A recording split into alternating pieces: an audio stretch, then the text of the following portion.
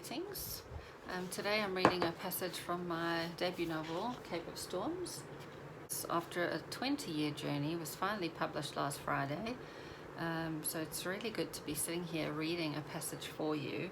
So I'm reading from chapter 5. I won't read the whole chapter because it is one of the longer ones, but this is probably one of my favorite chapters, so I will just read bits and pieces.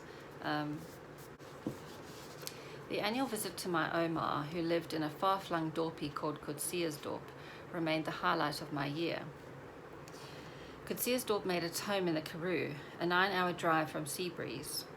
Geographically, it sat inside the Eastern Cape and outside the Orange Free State border. The word Karoo had its origins in a Khoi word meaning land of thirst, which aptly described the dry, dusty veld, with its tufts of coarse, hay-coloured grassy mounds that pained the naked soles of your feet when you stepped on them. If you looked into the distance, you would see the flat veld meet the clear blue sky on the horizon. My father called it God's country, because if you walked far enough, you were sure to reach heaven. The dorp felt like another planet, an accidental seed that never received enough water or sunlight to reach its full potential. With an Anglican church at its heart, it boasted a single-pump petrol station, a convenience store, and one coffee shop that peddled my Oma's baked treats.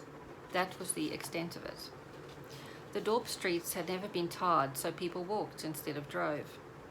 You always knew when a visitor arrived, because the car tires would loosen dirt and create a cloud of red dust behind it. The Dutch-style houses were whitewashed, trimmed with green gables and surrounded by verandas, while most of the gardens were paved and decorated with hardy potted plants that conserve water like camels. My Oma's garden defied its surrounds and gleamed like an oasis in a sea of sand. She had insisted on having a borehole so that she could rig sprinklers around her garden and grow vines of ruby grapes, beds of strawberries, trellises of granadillas, and rows of lettuce, herbs, tomatoes, potatoes, and carrots. Her garden attracted bees, butterflies, birds, and chameleons. I loved finding chameleons, putting them on my arm, and watching them wobble uncertainly, their oversized eyes swiveling around, and their elastic tongues catapulting towards unsuspecting flies. Days, like the clouds, moved slowly in Coetziersdorp, and our visits usually involved the same routine. Oma and my father would sit outside on the veranda overlooking the above-ground pool, where I would spend much of my time. They would debate every subject under the infinite Karoo sky, from the time the chameleon stalked the sun to when the crickets began their nocturnal orchestra. I imagined my Oma imbibing the contents of every book, magazine, and newspaper article in the months between our visits, storing the information, questions, and opinions like raindrops in a rural water tank until my father arrived.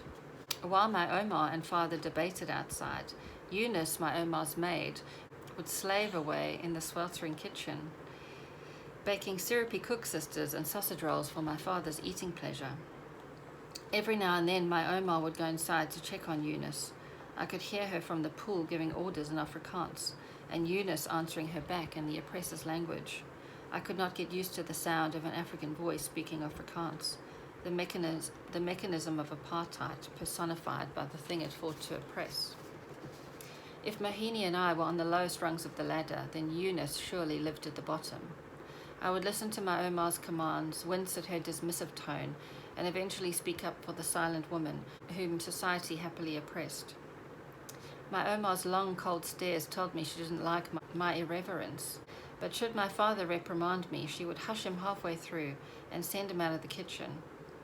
I couldn't quite work out why, but it fascinated me enough to roll it over in my mind like a dice when I went out for walks around the dusty dorp. And I will leave it there. Thank you for listening.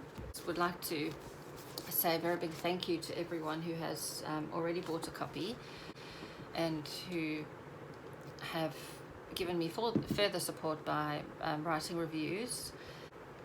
Well, let's just say that reviews are the lifeblood of independent authors. We live and die by Amazon's algorithms, and if there are not enough reviews, the book just does not reach a wider audience, which can be quite devastating, especially when someone like me spent 20 years working on a book, it is an important work. It needs to reach a wider audience. I encourage everyone who has read a copy or who will read a copy to please consider leaving a short review on Amazon or Goodreads or wherever you've bought the book. It will help the book reach the right audience. Thank you for listening. I'll be reading some more over the next few weeks. Okay, bye.